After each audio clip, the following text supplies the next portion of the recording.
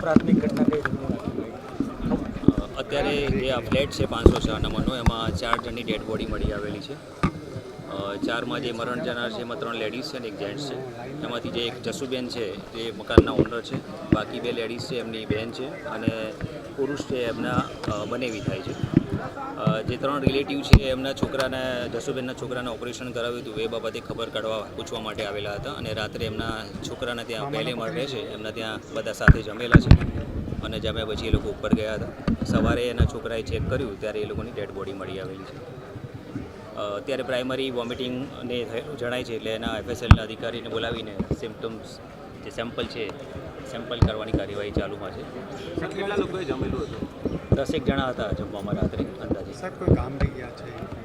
એમાંથી રાત્રે એક ફેમિલી જે હતું, 2 હસબન્ડ વાઈફ અને 2 છોકરા નાના, એ લોકો રાત્રે 10 વાગે એમને ભાવનગર જવાનું હતું, એ લોકો ગયેલા છે.